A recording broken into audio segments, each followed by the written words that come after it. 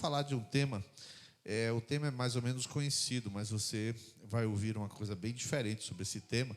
Queria que a gente lesse Lucas 13, verso 1 até o verso 5. Lucas 13, verso 1 a 5. Queria também sugerir a você que estivesse vigiando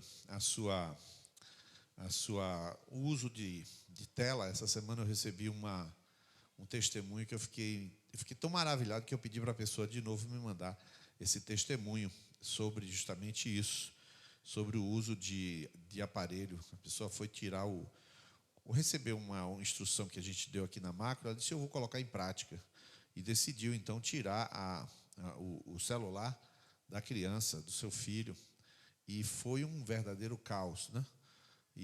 Mas ela percebeu o quanto estava completamente transtornado o comportamento, né?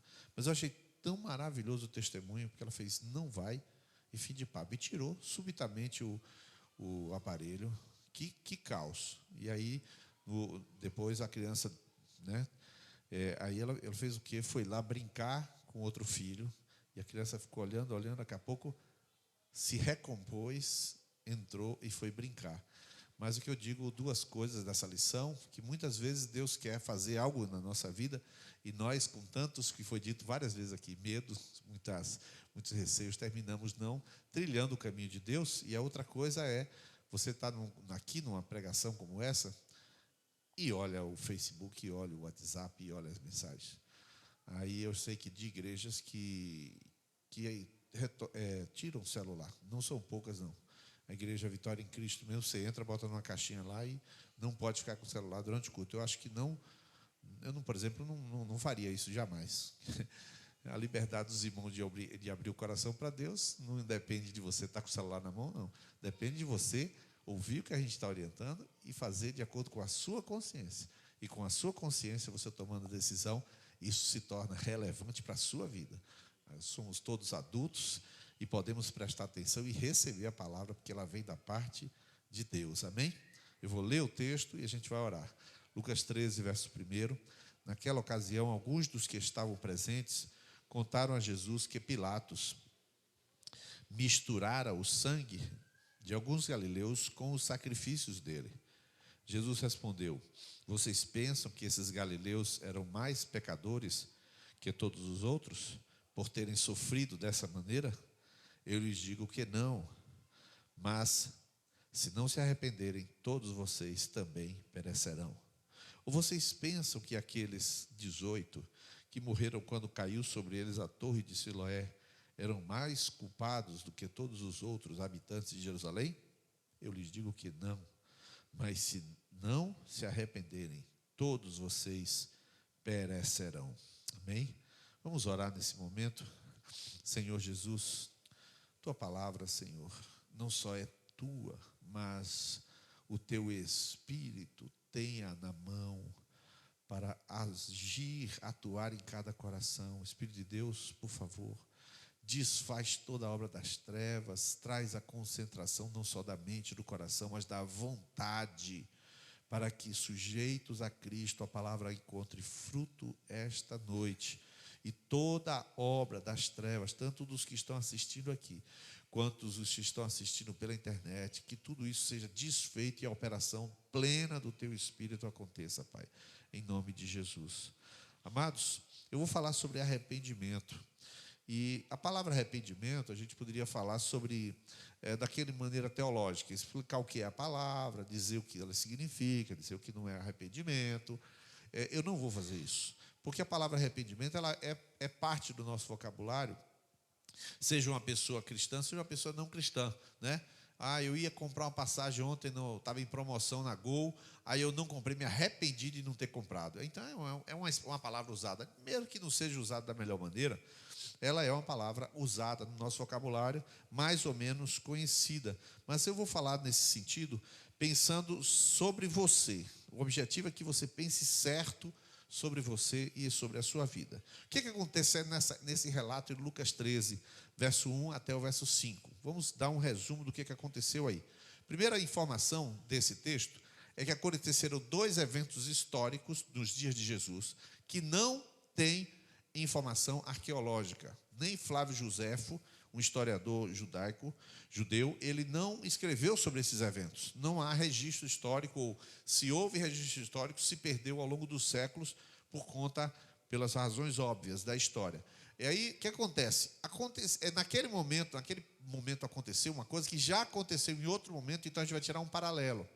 Pilatos era um procurador romano, estava governando como procurador, portanto não era um rei, não era um dono de nada, e Roma tinha feito isso para poder subdividir os poderes. Antes de Pilatos, governava Herodes o Grande. Depois, quando ele morreu, dividiu-se em 4 partes, se chamava de tetrarquia, e um tetrarca. Quando a gente fala de tetrarca, é porque são quatro partes da terra de Israel, da Palestina, e Pilatos era um procurador, portanto não era um rei. O que acontecia?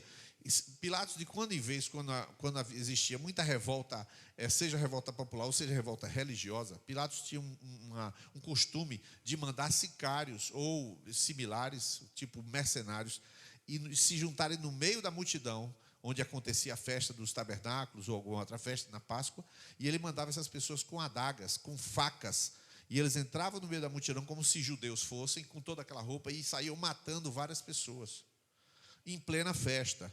Em alguns momentos, chegou a matar 30, outras vezes já matava 8 pessoas. Isso era comum, quer dizer, é costumeiro fazer. E esses atos de Pilatos era para poder, digamos, criar um clima de terror e de medo para continuar a dominação sobre a população.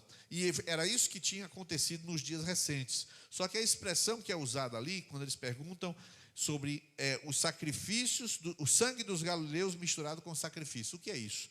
Eles iriam fazer um sacrifício, aqui no caso provavelmente era um dia da expiação, e eles iam fazer o sacrifício, levavam seus animais, e naquela multidão, no meio daquela multidão talvez um pouco perturbada, Pilatos foi lá e mandou esfaquear várias pessoas para trazer um clima de terror, mas ao mesmo tempo exercer controle da população. Então ficou a pergunta na cabeça dos judeus, eles viram aquela cena e disseram assim, que negócio estranho, por que Pilatos mandou matar essas pessoas? E aí eles fazem a pergunta para Jesus, por que é que Pilatos agiu dessa maneira? Essa é a primeira das expressões. A outra parte histórica aqui, aí alguns que já foram em Israel sabem do que é o tanque de Siloé. Fica na muralha, e ali uma coluna construída, tipo uma torre, ela desabou. Isso aí também não tem registro arqueológico de que ter feito isso. É evidente que muitas torres, muitas colunas, muitas edificações caíram. Essa foi uma das que caíram. E ela caiu e matou 18 pessoas esmagadas. E também foi um evento nos dias de Jesus que chamaram Jesus para perguntar para ele, Jesus, como é que é isso aí? O pessoal morreu, essas pessoas, e aí vem uma relação com você, já ouviu? Nós falamos quinta-feira sobre o cego, e ontem Mateus também falou sobre o cego em João capítulo 9, e você se lembra que quando Jesus está andando lá em João 9, 1, a primeira coisa que ele encontra em relação ao cego é que os seus discípulos fazem a seguinte pergunta, Senhor, quem pecou, ele ou seus pais, para que nascesse cego? Essa mesma pergunta que denota o que pensam aqueles judeus, é a pergunta também que tem na cabeça dessas pessoas. Eles pensaram a seguinte coisa, Jesus, esses homens sobre os quais caiu a torre, eram homens muito maus? Não foi assim que a torre caiu em cima de gente ruim? Daquele também perguntaram, esse cego está cego porque alguém pecou. E também perguntam, aquelas pessoas que Pilatos matou, eram pessoas tão ruins que Pilatos foi lá e mandou matar.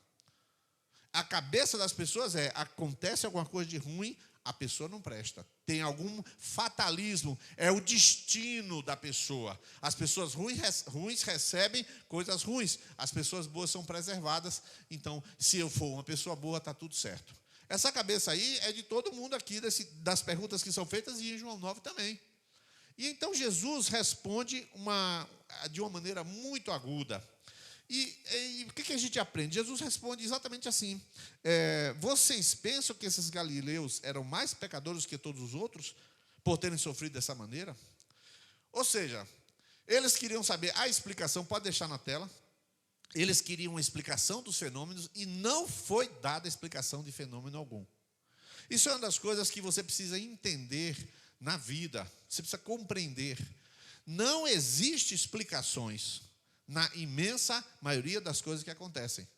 Existem lições. Não existem explicações, existem lições.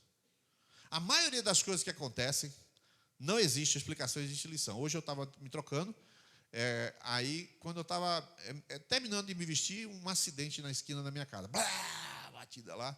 Aí eu saí correndo para a varanda, e aí uma moto caída no chão, e o rapaz do carro gritando com o cara da moto, mas você é maluco? E aí foi lá, o rapaz sentado no chão. Qual a explicação daquele acidente? Se lembra que eu preguei sobre isso aqui quinta-feira, sobre a verdade absoluta, a narrativa, se lembra disso? Verdade, a sensação, a percepção. Eu não tinha noção de nada, mesmo vendo a moto caindo no chão e o cara gritando. Eu não sei absolutamente nada sobre aquilo ali. Nem a minha verdade de percepção poderia ser levada em conta, porque a gente não tem, a verdade é essa, explicação para a maioria das coisas, mas em todas elas nós podemos tirar lições. E Jesus, ele chega aqui e diz: vocês acham que eu vou dar explicação para você por que Pilatos mandou matar? Quer dizer, Jesus era a pessoa que tinha a resposta, mas ele não deu a resposta. Preste bem atenção, isso, ele tinha a resposta, mas não deu. Ele explicou algo que todo mundo pode aprender em qualquer circunstância. É isso que você precisa compreender. Os fatos estão em aberto. Você pergunta por que é que muita gente patriota, um exemplo, né? Pode dar um exemplo. Por que muita gente patriota foi preso e virou dia 1º, dia 8, teve lá não sei o quê, pá, um monte de gente, quase 1000 pessoas foram presas. Por que foram presas? Foram presas porque alguém prendeu. Essa é a resposta objetiva. Mas por que foram presas? Eu não sei. Alguém quis que fosse presas, mas será que estavam no lugar errado? Pessoas certas no lugar errado, pessoas erradas no lugar certo? O que aconteceu? Você só sabe os fatos, mas você não sabe por que aconteceu. Micareta, ontem, irmãos, vocês não fazem ideia da batalha espiritual que foi essa vigília. Você não faz ideia, não. Foi uma tremenda batalha. Só para você ter uma ideia, aqui a gente chegou, a energia caiu uma fase. Quando chegou aqui, desligou uma tomada, desligou tomada lá, e foi uma tribulação. A gente ligou para a Coelba, eles vieram aqui durante a própria vigília. Foram vários pequenos eventozinhos que foram acontecendo, se somando, e foi uma luta. Aí você chega aqui, Dani chega e fala: rapaz, que vigília tremenda, mas não existe vitória sem guerra. E foi uma guerra, irmão, você não faz ideia da guerra que foi. Agora, eu faço uma correlação para você ver o que é fatos e interpretação de fatos.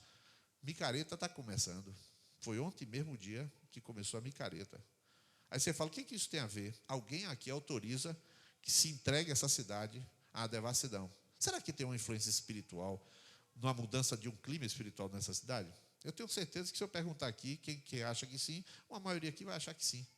Não há certezas, há percepções, há sensações de que isso seja verdade. Para mim, eu senti, não, mas batata. Quem estava aqui sabe disso. Lucas ficou doente na sexta-feira e não vai tocar. E aí tal, vários eventos aconteceram. Mas não se tem a explicação desses fatos. As ocorrências, muitas que acontecem no mundo, inclusive essas que eu falei da vigília, eu não tenho explicação. Eu estou mostrando para você que, ao contrário do que talvez você imagine, eu não preciso ter a explicação, eu preciso ter a lição. E aí, eu digo para você qual foi a explicação de Jesus e começo a falar para você.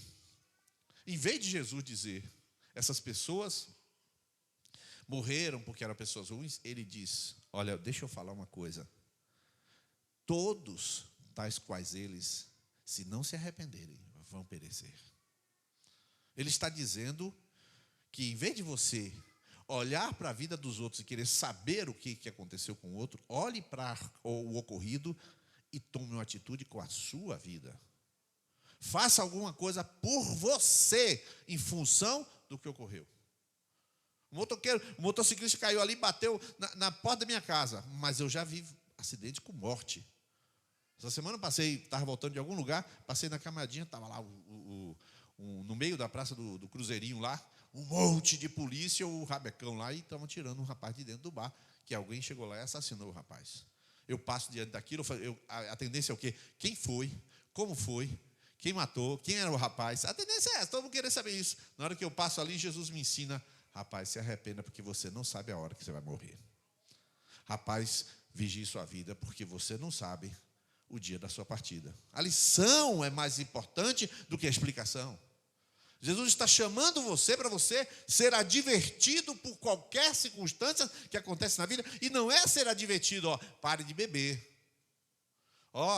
Dirija mais devagar. Não é esse tipo de advertência que você mesmo dá para si próprio e depois desobedece. Eu preciso entrar na academia, eu tenho que emagrecer. Eu não sei o que, essas pequenas pseudo-orientações, eu estou falando de lição séria. Acontece algo e Jesus disse, rapaz, a sua vida está na mão de quem? São lições sérias que Jesus está trazendo em um ocorrido que ninguém tinha resposta e Jesus não deu a resposta. Qual é o resultado daquela explicação de Jesus? As vítimas são pecadores e quem ficou vivo é pecador também. A vítima, aquelas vítimas todas eram pecadores. E sendo pecadores, um dia terão a paga do seu pecado e se eles não souberem que em vida precisam tomar uma decisão a respeito das suas vidas, um dia a vida não mais existirá. Um dia a vida cessará e eles não terão tomado essa decisão e será tarde demais. Ou seja, a vida não é uma coisa que você joga com dados. A vida é algo que você leva a sério enquanto você tem oportunidade de decidir. Você não joga dados na vida.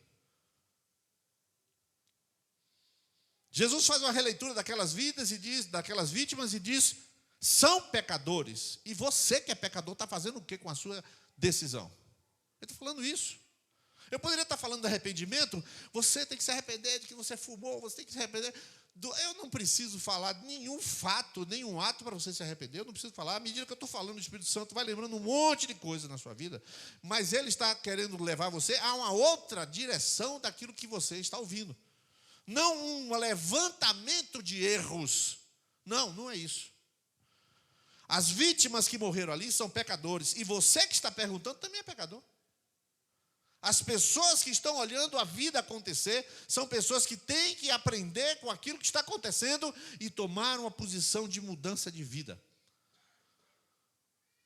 O principal ocorrendo ali foi que as pessoas pereceram como pecadores. E isto a gente não pode deixar de lamentar. Eu me lembro quando veio o tsunami, eu não sei se vocês se lembram, aquele tsunami do Natal, não sei se foi 2011. Você lembra, Fernando, que ano foi? Vocês se lembram? O tsunami que aconteceu lá na Ásia, né, que houve aquele terremoto. E aí, vocês se lembram dos fatos, né? Se lembram daquele casal bem conhecido, o fato que eles estavam mergulhando e estavam lá embaixo. Quando eles levantaram, a onda já tinha passado. Quando eles submergiram e emergiram. Quando eles emergiram, já tinha passado.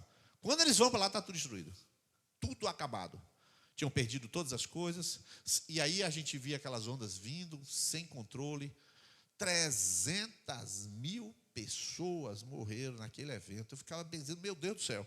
Me lembrando de um testemunho de uma igreja naquelas ilhas, que eles resolveram fazer um retiro espiritual nas montanhas. Subiram. Quando desceram, estava tudo acabado. Eles foram salvos só porque foram para o retiro espiritual.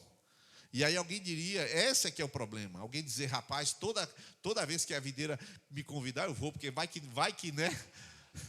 Essa é a lição mais pífia que você pode tirar. Em vez de você tirar uma lição de coragem, de atitude, você fica com a lição do medo. Cuidado, quando o pastor chamar, que não pode acontecer um negócio na sua casa. Aí tu vem, isso não existe, isso não existe. Quem usa o medo a favor é Satanás. Quer dizer, religião também usa, né? Muito religioso usa o medo a favor, puxa pelo medo. Mas ele não jamais fazer um negócio desse. A lição não é essa.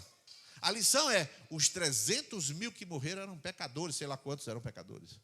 E você precisa abrir o seu ouvido à advertência que Deus está te dando com esses ocorridos e dizer, você não tem controle pela sua vida, você precisa tomar uma decisão de transformação hoje. O que é arrependimento em termos práticos para você? Dizer para você o seguinte, que os anjos não se arrependem. Os anjos não se arrependem. Por que o anjo não se arrepende? Porque o anjo não peca? Não, porque o anjo, ele sempre foi anjo, sempre é anjo. Ele não tem o que se arrepender. E o que é se arrepender? Mudar a mente, mudar o pensamento. Eu estou pregando aqui, falando para você, alguma coisa está entrando, alguma coisa está acrescentando, alguma coisa está agregando, e alguma coisa está fazendo sua mente ir numa certa direção, qualquer que seja. Os anjos, não adianta você falar nada para os anjos, eles já têm todas as informações sobre si próprios, sobre Deus, sobre tudo que eles fazem, sobre a missão deles. Eles se arrependem. Não se arrependem dos seus atos, os seus atos são atos de serviço. Mas, assim como os anjos não se arrependem, o mundo não vive de arrependimento. O arrependimento é uma linguagem extramundo. Você não pode chegar, por exemplo, na delegacia, chegar para o delegado e falar: eu estava essa noite, eu fui na igreja. Não, eu estava assistindo uma pregação pela internet, pastor, e eu queria vir aqui na delegacia, porque eu me arrependi de ter matado minha mulher. Eu queria que o senhor... Ele, hã? Não, eu estou arrependido. Não, eu estou arrependido. Não existe arrependimento no nosso mundo. Lá no dia do juiz, do tribunal, do julgamento, você fala assim: senhor juiz, eu estou arrependido. Sim, é 30 mil de multa. Vai pagar multa, porque não tem arrependimento no código que diz, a menos que o juiz pergunte à outra parte, a parte ré, a parte autora, e aí ela faça uma concessão benevolente. Mas não existe, simplesmente não existe. Arrependimento não faz parte do nosso mundo normal. O que é arrependimento na prática? Você chega numa professora e fala assim: professora, eu estou devolvendo a prova aqui, porque essa questão 2 aqui eu já pesquei, a 3 também pesquei, e eu fiquei com remorso, toma aqui a prova. Ele: não, meu filho, continue na prova, pela sua honestidade eu vou lhe dar 10. E vai nessa. Não vai.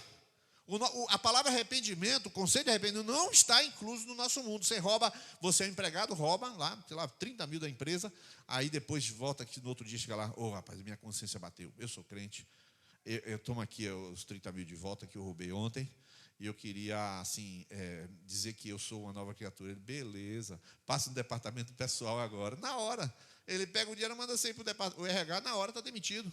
Não existe arrependimento em empresa, não existe arrependimento em tribunal, não existe arrependimento em delegacia, não existe, nada disso vai ter arrependimento. Outro tipo de arrependimento que não existe: o sujeito entra para as drogas, ele começa a traficar junto com o traficante, aí ele chega lá e fala assim: olha, senhor, eu queria dizer que eu não quero mais traficar, eu não quero mais ser mula.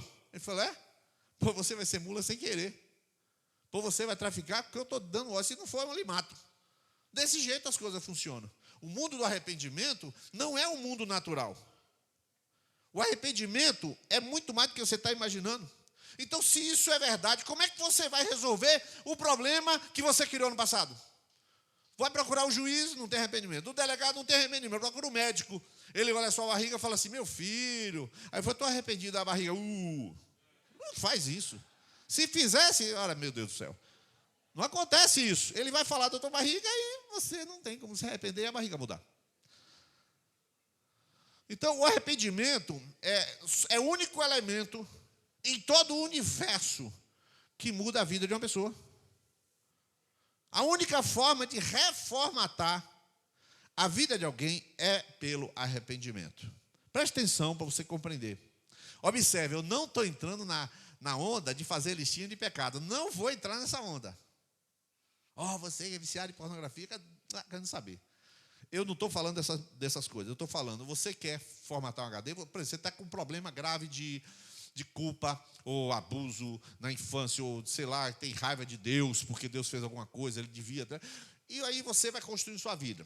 Aí você chegou num determinado ponto, a angústia é muito grande, sei lá, terceiro casamento, estou chutando situações. Aí ele fala: eu vou entrar, fazer logoterapia. Eu vou fazer o CIS com Paulo Vieira. Eu fiz, eu recomendo. Quem deve fazer, faça. Aí, eu vou fazer agora, rapaz, já sei, eu vou viajar para o Alasca. A Fernanda viajou, voltou outra, né? Aí tá, e você vai dando vários passos. Deixa eu te dizer uma coisa, isso não vai funcionar, porque você está pegando o projeto velho, colocando decisões novas de uma coisa que não foi resolvida. Vou repetir. Não adianta você acrescentar decisões velhas em carro velho. Não adianta trocar o motor do seu carro velho. Primeiro que você nem sabe como é que troca o tal motor do seu carro. Você sabe do carro lá, mas o seu como é que você faz? Essa metáfora você não sabe aplicar. Qual é o internato, qual é a clínica que tu vai entrar para mudar o teu passado? Fala aí. Na hipnose resolve o passado? Eu sei o que hipnose pode fazer. Eu sei. Eu conheço hipnose. Então, todos os casos de hipnose, preguiça resolve hipnose, meu? Resolve? Hipnotiza o preguiçoso assim, ó. Trabalho. Ele acorda na hora, meu irmão. Acorda na hora. Não vai. Qual é o medicamento que vai fazer o sujeito ser humilde? Fala para mim. O cara é orgulhoso. O cara grita com a mulher. Aí ele toma um medicamento, Red Bull. Oxe, vai gritar mais. Se for Red Bull, vai gritar mais. O que é que vai fazer para a pessoa mudar? Meus irmãos, só o arrependimento pode criar um novo eu. Porque Deus abriu uma porta tão tremenda do arrependimento. E essa porta do arrependimento, você foi acumulando a vida inteira um monte de decisões. Claro, algumas decisões certas. Todo mundo toma a decisão certa.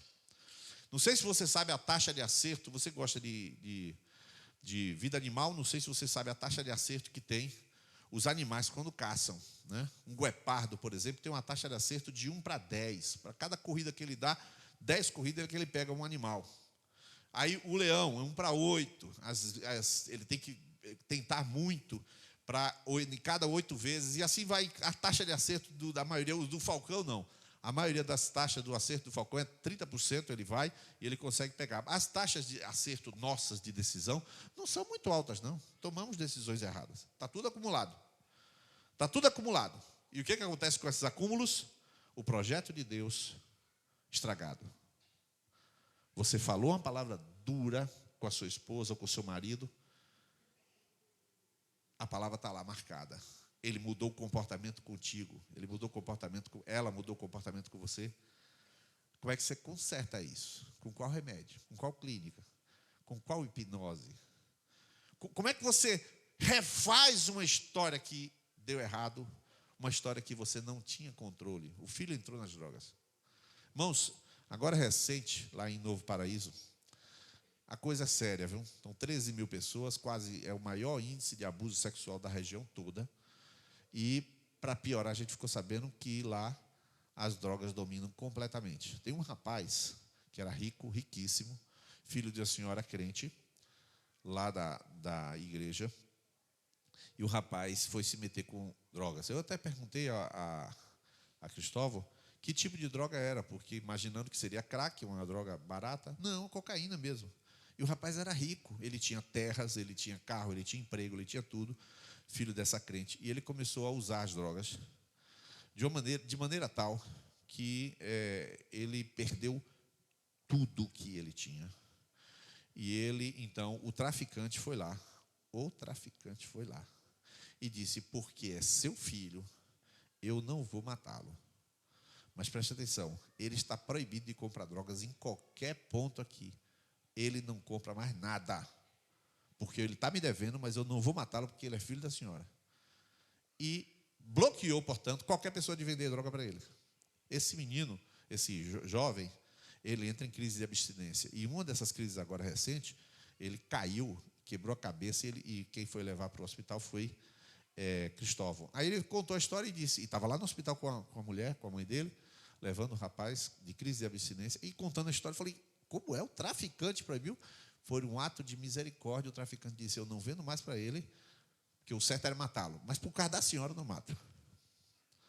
Olha que história louca. Agora eu pergunto: quem conserta o que aí? Como é que a senhora conserta uma história? Não, não posso consertar, mas ela gostaria. Ela gostaria. E ele, como é que conserta? Também gostaria. Como é que faz para refazer uma história, irmãos? Como é que faz para consertar algo que você destruiu? Tantas decisões, o projeto de Deus está afastado, a pessoa está mais longe do que nunca daquilo que poderia ser. E eu vou para você e digo, sem medo de errar, João Batista, Lucas capítulo 3, e aí eu já começo a encerrar. Lucas 3, João Batista começa a pregar, e o que ele prega em Lucas capítulo 3, verso de número 3, ele percorreu toda a região próxima ao Jordão, pregando o batismo de arrependimento para perdão dos pecados. Conforme a palavra que dizia Isaías, dizia as multidões que saíram para serem batizadas por ele: isso é o 7, raça de víboras, quem lhes deu a ideia de fugir da ira que se aproxima? Deem frutos que mostrem o arrependimento. João Batista começou a pregar e Jesus começou a pregar a mesma coisa. Por que eles dois estão pregando arrependimento? Porque a igreja agora está esticando o dedo na cara e apontando o erro das pessoas. Primeiro, a igreja não conhece ninguém. Segundo, a maioria dos erros estão dentro do coração das pessoas. Então a igreja não pode apontar uma coisa que está dentro do coração. Então, religioso, ninguém pode apontar nada. Quem está falando com você é o Espírito Santo e com a sua memória. As memórias das coisas que você desenvolveu, experimentou, vivenciou, está tudo dentro de você mesmo. O material é seu. Não é material da igreja, de pastor, de ninguém. E João Batista está falando uma coisa que ninguém falou. Ninguém antes de João Batista falou isso. Ninguém. Camarada vestido de pele de carneiro, pele de camelo, comendo mel silvestre, um doido. Comendo gafanhoto e mel silvestre, o cara está com o gafanhoto na boca, o mel escorrendo aqui, aquela pele horrorosa, e ele vai, você chega diante dele e diz, rapaz, esse cara ou é doido ou é muito de Deus. Quando chega para ele, eu falei, raça de víboras, quem disse a vocês que vocês vão conseguir fugir do juízo? Quem disse a vocês que vocês são melhores do que aqueles da torre de Siloé? O juízo sobre vocês e sobre eles é o mesmo. Vocês precisam refazer a história de vocês. João Batista está jogando duro. E aí o soldado, ó, lá, você pode olhar aqui, ó, o verso de número 12. Alguns publicanos, funcionário público, também vieram para serem batizados e perguntaram, mestre, o que devemos fazer? Então ele respondeu, não cobrem nada além do que lhes foi estipulado. Ele não disse, chore. Mas no momento em que ele está recebendo a palavra, ele diz assim, sua vida pode mudar hoje. Falou isso. Arrependimento é isso. É você dizer, todo esse meu conteúdo, essa minha história, tudo que foi aqui, na delegacia não tem jeito, na clínica psicológica não tem jeito, numa clínica de interação não tem jeito, na farmácia não tem jeito, na prisão não tem jeito. Você pode viajar, não tem jeito, a tua história tu está levando. Mas Jesus Cristo pode dar uma nova história para qualquer pessoa. Ele pode zerar o HD e formatar o HD, irmão.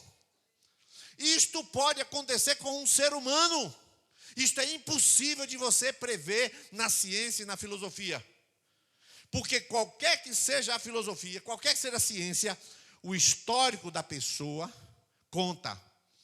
Jonatas, que vocês conhecem, foi numa clínica de escaneamento digital não, genético. E ele foi nessa clínica de escaneamento genético, que ela pega um DNA e faz um mapeamento de todas as doenças que já estão destinadas, entre aspas, nos genes, na carga genética de Jonatas. Aí ele descobre lá, eu tenho aqui doença autoimune, eu vou desenvolver não sei o quê, está tudo lá, no escaneamento genético. Ou seja, como é que ele faz para resolver o negócio? Ele está carregando, a carga vem junto. Ele vem de onde? Vem de Nega, vem de Jonas. Jonas sabe disso, não? Sabe, Jonas? O pai chega, deu risada ali, ó. Porque o Jonas está carregando a carga genética de Jonas. Jonas estava ali, agora que eu te vi. Tudo isso aí vem com você. A sua história, todas as decisões, está tudo aí com você. Mas João Batista, ele diz, não cobrem nada além do que foi estipulado. Eu estou terminando. E na hora que ele está falando isso com as pessoas, ele está dizendo, olha, Jesus quer pegar tudo isso e zerar a sua vida para você começar de novo do zero. Irmãos, não existe filosofia, ciência, não existe ninguém que possa fazer isso a não ser Jesus. E eu explico. Você chega assim e fala, Jesus diz a você, eu quero zerar a tua vida, começar de novo, do zero. Aí você chega para uma pessoa e fala, minha mãe, eu quero dizer que hoje eu encontrei Jesus. E minha vida é outra. Eu quero te pedir perdão pelo mau filho que eu fui. Eu estava analisando como fui grosso com a senhora. Minha mãe, me perdoe. A mãe do lado de lá faz o quê? Pare com isso, meu filho, que eu não queria aquilo para ser crente. Não importa a resposta dela. Você, ao ligar, disse, minha mãe, me perdoe, eu fui um mau filho. Tchau, minha mãe, Deus abençoe. E você que fez isso, sabe que você zerou a sua vida para se tornar uma nova criatura. Porque quem encontra Jesus, quem se arrepende, é mais do que se arrepender dos seus pecados, é arrepender da sua história, da sua vida. É olhar para a sua vida e falar, Jesus, tudo que eu construí, coisas boas e ruins, eu construí da minha própria cabeça, eu fiz do meu próprio jeito. Agora, vai ser do teu jeito, Jesus. Agora eu vou ser guiado por ti, Jesus. Eu me arrependo. Meu Deus, aí nessa hora você olha para trás e você vê a história e você não consegue lembrar de pecado nenhum. Não consegue. Você lembra do traste que você é. Mas você está na beira de uma nova vida. Você está na iminência de uma nova vida, de uma nova decisão. E não se trata de levantamento de pecado, se trata de possibilidade de uma nova vida com Jesus. Eu encerro aqui essa palavra para dizer para você, será que isto vale também para cristãos? John Piper diz que nós não precisamos somente nos arrepender, nós precisamos ter uma vida de arrependimento. Vida de arrependimento é mais do que você lembrar de um pecado. É você estar posicionado para nunca mais pecar. Como diz a Bíblia, 1 João 2, filhinhos, não é para pecar, mas se pecarmos, temos um advogado para com o Pai, Jesus Cristo, o justo. E não existe coisa pior do que uma pessoa que está se vangloriando de ser bom. Não existe coisa pior. Porque esta pessoa, ela está sempre comparando os seus pecados com os dos outros e está dizendo assim, Jesus, aquelas pessoas são bem ruins porque morreram. E Jesus volta-se para você e diz, meu filho, não fique olhando para as pessoas sabendo quem é pior. A palavra para você é bem simples. Todos que não se arrependerem perecerão. O juízo de Deus vem sobre todos. Vem sobre todos. Mais dia menos dia. Agora o pior juízo, além do juízo eterno, é quando você vive mal todo dia. É quando as suas escolhas vão trazendo consequências e você continua vivendo sem o guiar de Jesus. Continua com fé, mas fazendo o que você bem quer. Agora você crê em Jesus, mas manda na sua própria vida. Agora você crê nos anjos, mas continua fazendo o seu próprio caminho. Você acredita na igreja, mas você continua guardando aquele pecado. Continua com revolta, continua julgando. Ou seja, que arrependimento é esse que não mudou a sua vida? Essa noite é uma noite de transformação. Essa noite é a noite de você dizer, Jesus, eu quero me arrepender. Eu quero me arrepender. Eu quero me dar. Senhor Jesus, me receba, Jesus. Me receba. Eu quero formatação total do meu HD. Eu quero começar do zero. Eu me reconcilio com quem tiver que me reconciliar. Eu peço perdão a quem tiver que pedir. Mas eu quero tudo novo na minha vida hoje, em nome de Jesus. Fique de pé, por favor. Esta mensagem se chama Evangelho. Esta mensagem se chama Evangelho. E eu quero, por favor, que você hoje cuide agora da sua vida. Para pensar. Você é um líder de conexão? Sim, mas você vai proteger sua imagem? Vamos imaginar que fosse isso. Não, eu tenho a imagem a preservar. Entendi, eu pensei que era Jesus que cuidava da tua imagem. É você? Estranho, né? Não era Jesus que estava cuidando de você? Não, eu estou cuidando da minha imagem. Entendi, então você já não está mais sendo guiado por Jesus. Jesus quer transformar a sua vida para Ele governar a vida do jeito dele. E você está sempre de bem. Por quê? Porque Ele zerou a sua vida para que você seja uma nova criatura. Eu quero que nessa hora a gente vai cantar um cântico. E à medida que esse cântico está sendo cantado, eu quero que você se aproxime aqui à frente. E Dani e Fernanda vão conduzir a conclusão aqui. Meu orgulho me tirou do jardim. Tua humildade colocou um jardim em mim. E se eu vender tudo que eu tenho em troca do amor, eu falharia.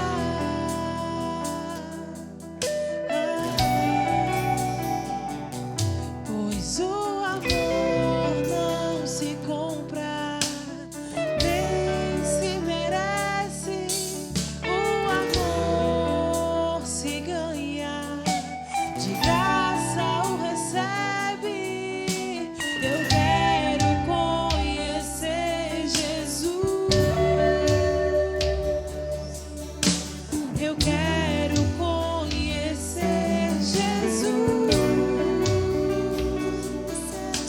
Eu quero conhecer Jesus. Eu quero conhecer Jesus.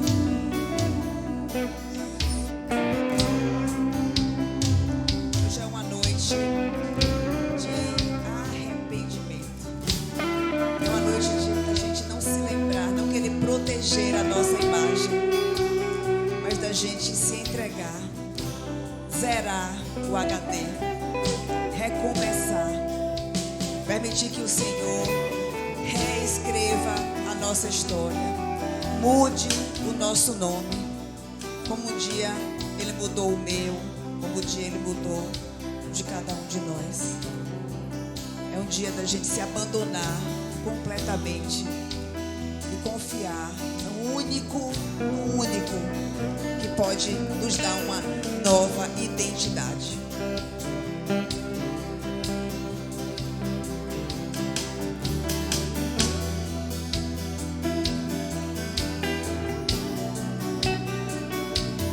Meu orgulho me tirou do jardim.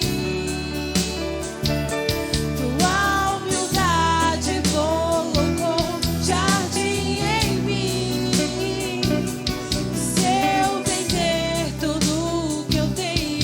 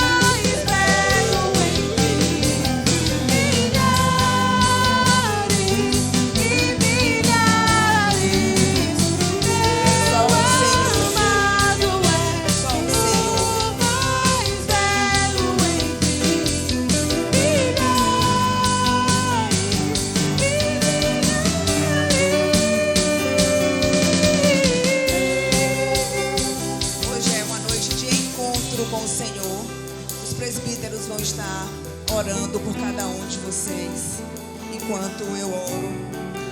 Hoje é um dia de arriscar, confiar no nosso Deus, de ter um encontro com Ele, de mudar a vida, converter a vida para uma direção, para a única direção que existe. Nós vamos orar enquanto os presbíteros colocarão as mãos sobre vocês e orarão sobre vocês. Jesus, Tu és o nosso amado Senhor. Tu és o único Senhor que podemos confiar. Tu és aquele que nos conhece. Tu és, Jesus, aquele que nos formou, que se entregou por nós, Senhor. E hoje estamos sendo convocados, Senhor, estamos sendo levados a nos arrependermos de toda a nossa vida, Senhor. Nos arrependermos, Senhor, de toda a nossa história. De termos uma nova chance, Senhor, contigo. De reescrever a nossa história, tendo o Senhor conosco. Sendo não mais cada um de nós, mas sendo o Senhor em nós, Jesus. Te apresento, Senhor, a vida de cada filho Teu, Jesus, que está aqui, Senhor. Te apresento esses corações, Senhor. Te apresento, Senhor, o desejo, Jesus, de cada um que está aqui na frente, Senhor, de mudar de direção de vida, Senhor. Mas sozinho eles não conseguirão, Senhor. Sozinho eles, com o esforço deles, Senhor, eles não sairão do lugar. Jesus, recebe, Senhor. Recebe, Jesus, a vida de cada um desses Teus filhos, Senhor. Faz tudo novo, meu Jesus, nessa noite, Senhor. Que todos sejam tocados por Ti nessa noite, Jesus. Que eles recebam de Ti, Senhor, toda a graça, toda a misericórdia, Senhor. Ó Jesus, nós Te pedimos, meu Senhor, tenha misericórdia, Jesus, das nossas vidas. Obrigada, Espírito Santo. Obrigada por nos convencer de quem nós somos. Obrigada por nos convencer dos nossos pecados, meu Senhor, dos caminhos que tomamos sem a Tua direção. Obrigada, Espírito Santo, por estar conosco, Senhor. Faz a Tua vontade nas nossas vidas. Reescreve a nossa história, Senhor, a partir de hoje, Jesus. Em nome de Jesus, em nome de Jesus, o nosso amado é o melhor entre milhares e milhares, Senhor. Em nome de Jesus, que nós Te pedimos e Te agradecemos, Senhor.